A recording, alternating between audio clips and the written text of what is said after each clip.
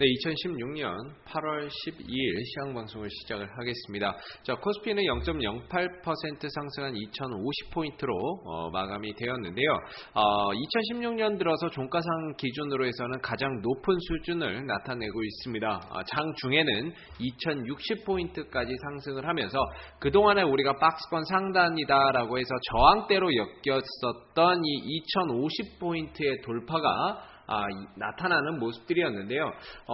마찬가지로 이제 외국인들이 꾸준히 매수에 들어왔었던 모습들이고, 기관 쪽에서도 토탈적으로는 매수에 들어왔지만 여전히 투신으로 중심으로 한 개인들의 펀드 환매라든지 연기금의 매도가 많이 출회가 여전히 되고 있습니다. 다만 투신에서 나오는 이 물량 자체도 그동안에 이제 한 4조 원 정도가량 나왔거든요. 7월 1일부터 8월 12일까지 그 두 달 동안에 기관 쪽에서 나온 물량이 거의 4조 원 정도가 됩니다. 이 물량을 외국인들이 받아내는 그런 모습들을 좀 나타냈는데, 자, 전반적으로 이제 어느 정도는 나올 만큼 나왔다라고 봐야 되겠죠. 그래서 조심스럽게 이제 전체적인 방향성 자체는 이제 시장의 방향성은 위쪽으로 흘러간다라고 보시면 될 것 같고, 그 중심에는 일단은 외국인의 순매수가 있다라고 봐야 되겠죠. 그래서 당분간 8월달, 9월달 이 두 달만 딱 놓고 봤을 때에는 딱히 뭐 시장의 악재라고 할 만한 변수나 불확실성이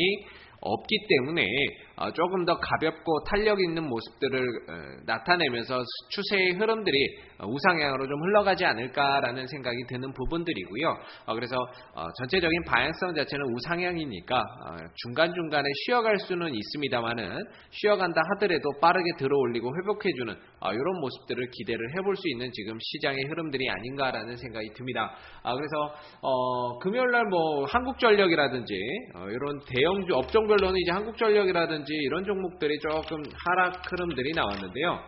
아무래도 누진세에 대한 개편 논의가 있다 보니까 아무래도 수익성이 좀 악화될 수 있다라는 부분들 때문에 한국전력이 좀 약세 흐름들을 보였고, 여타 종목들 가운데서는 증권주들이 상대적으로 강세를 보였죠. 2016년 들어서 사상 최고치를 기록을 하고 있기 때문에 증권주들이 강세를 좀 나타냈었고, 운송장비 업종이라든지 건설, 은행 업종들이 약간의 강세, 그 다음에 대체적으로 뚜렷하게 잘 갔던 종목들은 없습니다. 그냥 고만고만했던 그런 시장의 흐름들이었는데요.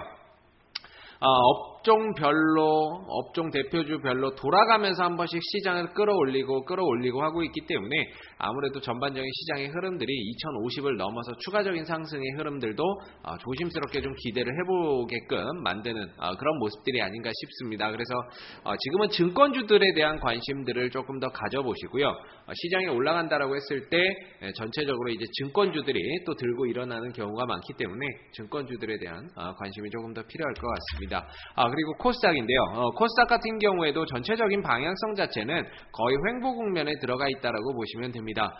올해를 전체적인 이 올해의 코스닥 시장을 점쳐본다면 거의 시작과 끝이 동일하거나 약간 올라가거나 약간 떨어지는 수준에서 마감이 될 겁니다. 올해는 크게 상승을 하기는 좀 어렵죠.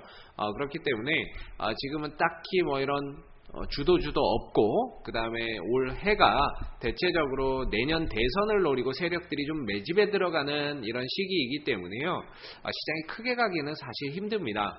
종목들도 대체적으로 바닥권에서 쉬어가고 있고 눌려가고 있고, 시간 조정, 기간 조정이라든지 가격 조정을 지속적으로 좀 나타내고 있는데, 전반적으로는 시장이 크게 가기에는 힘들 것 같고요. 올해는 크게 가기는 힘들고, 내년 정도 됐을 때 시장이 강한 상승세를 좀 탄력을 보일 가능성이 높습니다. 그래서 시장은 가기는 힘들지만 여전히 내년을 보고 간다라고 했을 때는 대선주들이 굉장히 가능성이 높기 때문에 대선 종목들에 대한 관심도 계속적으로 좀 가져봐야 될 것 같고요.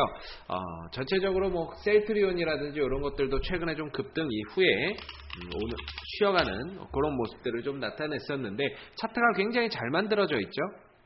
추가적인 상승도 기대를 해볼 수 있을 만한 부분들이고, 셀트리온이 간다라고 한다면 시장은 조금 더 한 단계 도약을 할 수는 있을 겁니다. 다만 셀트리온만 가서는 시장이 올라가는 데는 분명히 한계가 있을 거고요.